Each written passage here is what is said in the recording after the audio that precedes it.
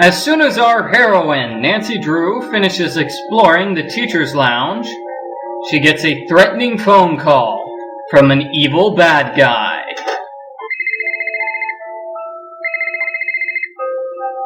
Hello? You better stop your nosing, or it'll get bent way out of shape. Oh no, it's a phone call from a bad guy. Fortunately for us, he doesn't know about caller ID. So let's call him back and figure out why he wanted to threaten us. Dillon, heating, ventilation, air conditioning, and cooling. How may I help you? Hi, this is Nancy Drew. You called me and threatened me? No, I didn't. I have no idea what you're talking about. Yes, you did. I saw your caller ID number. No, I didn't. Yes, you did. No, I didn't.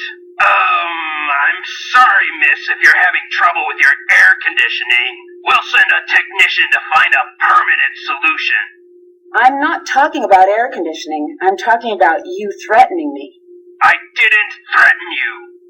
Look, I'm not going to play this game with you. Okay, well, so much for calling Mitch Dillon. Thank you for calling Dillon HVAC. We are currently away from the office. Okay, it looks like we won't be able to call him again. Next, I believe I'm going to solve the puzzle of opening Jake's locker. The combination to Jake's locker is Jake.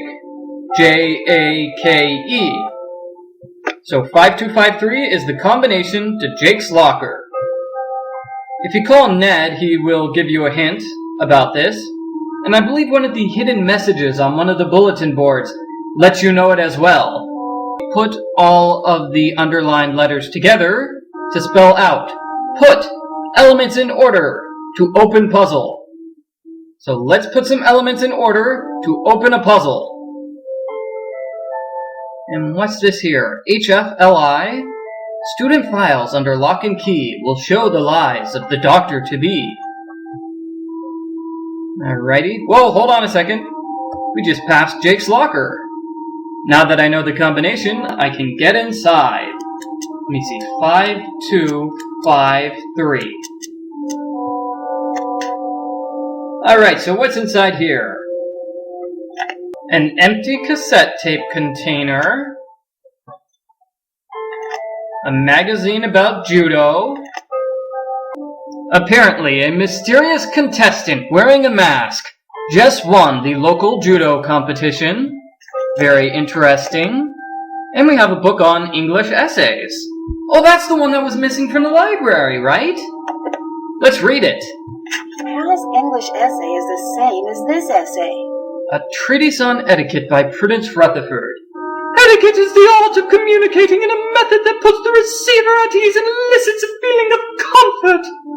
Oh man, Prudence isn't going to be happy when she finds out that Hal Tanaka has been plagiarizing her essay.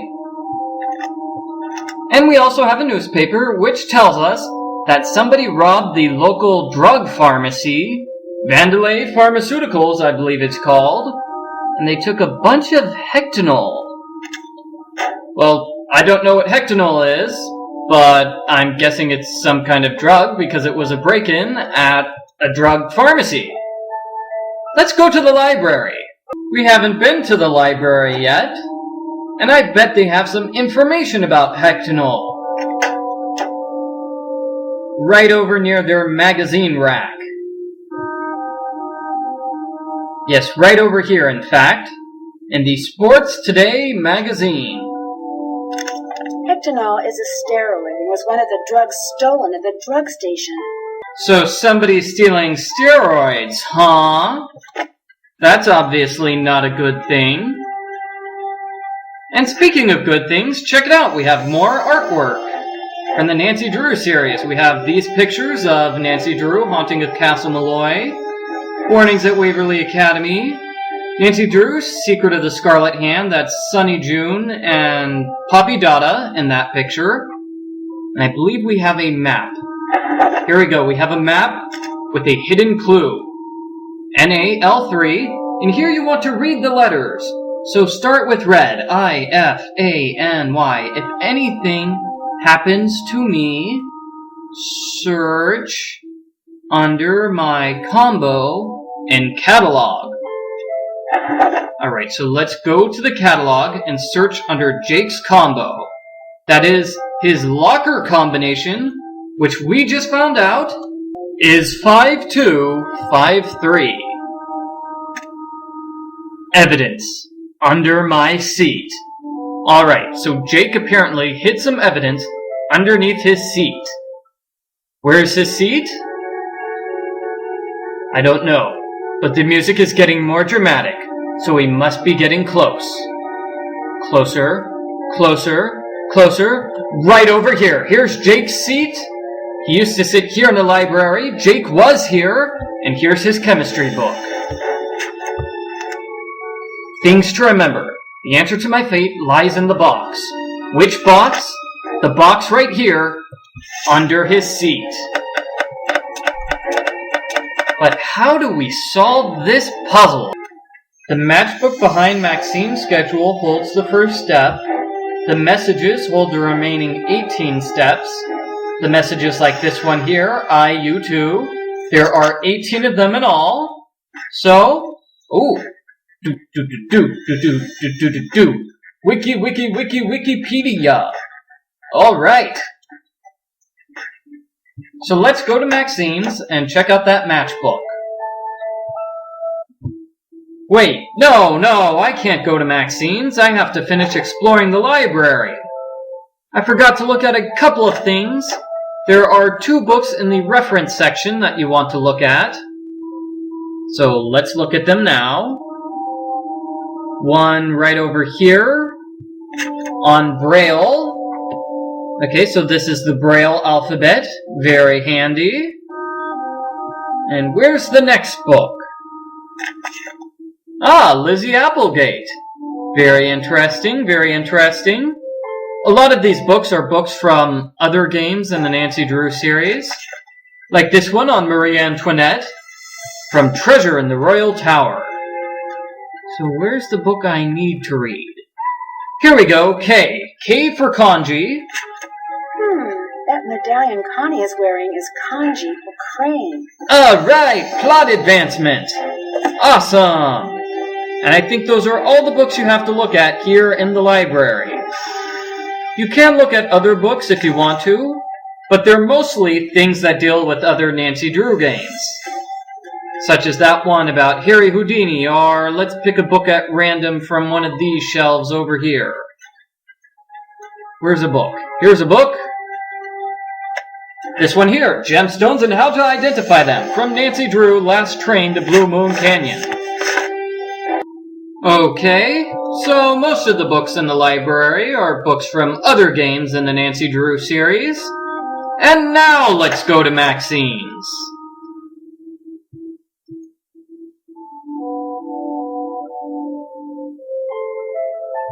Alright, takes me a while to get out of the dungeon. I mean school, which is sort of like a dungeon.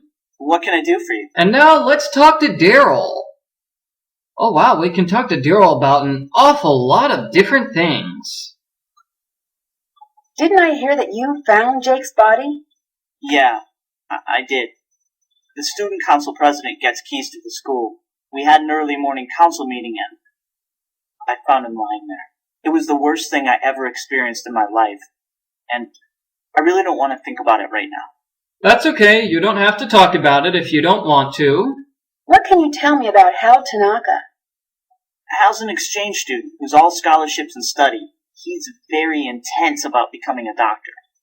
Do you know Connie Watson? Not that well. She keeps to herself a lot. I've always thought there's something mysterious about her. Kind of the same way I feel about you. Whoa, Daryl. Nancy already has a boyfriend. Thanks for the compliment, but I'm already seeing someone. That's cool. I'm just saying, not playing. I think we should end this conversation with Daryl right here. See you later. Bye, Nancy. Instead, let's go to the back room and check out the schedule, which hides the matchbook. It's right over here, and it looks like somebody already stole the matchbook. Darn. How exactly are we going to solve the puzzle if somebody has stolen the matchbook with the first step to the puzzle? I don't know. Oh wait, hey, there's something here. It looks like a letter from Daryl to Connie. Connie broke off her date with Daryl? Oh no! Should we talk to Daryl about this? Well, I guess we should. What can I do for you? Let me see. Can I talk to him? Here we go. We'll talk to him about Connie. Do you know why Connie broke your date to the Sadie Hawkins dance? No, it was really weird. But what was even weirder is that she took Jake instead of me. Like I said, she's mysterious. The mystery thickens. Do you know why Jake had an empty video cassette case in his locker? Why were you in Jake's locker? What you're supposed to do here is come up with a good cover story like this one. I'm writing an article about the murder for the school newspaper. Oh. Then Daryl takes a long pause. I have no idea. What else can I do for you? Daryl sure does love taking long pauses in between his sentences. See you later. Take care. And when you talk to Detective Beech, he's going to mention Nancy's cover story. Good recovery on Daryl's question about Jake's locker. Thanks, Uncle Steve. But reported for school newspaper? It's not that great of a cover. I had to think on my feet. Alright, so let's see what happens when we tell Daryl the truth. Why were you in Jake's locker? I'm working undercover for the police to investigate the murder. Oh. Daryl takes another long pause. Good one! You, an undercover detective? But seriously, I have no idea. What else can I do for you? Alright, so that's rather humorous. See you later. Take care. And this time, Detective Beech is going to be very, very upset. Did I overhear you telling Daryl that you're an undercover detective? Yes. What did I tell you about not revealing this information? I'm sorry. I shouldn't have said that. Need I remind you that this is a serious murder investigation and we are counting on you to act responsibly? Is that clear? Yes, very clear. Anything else?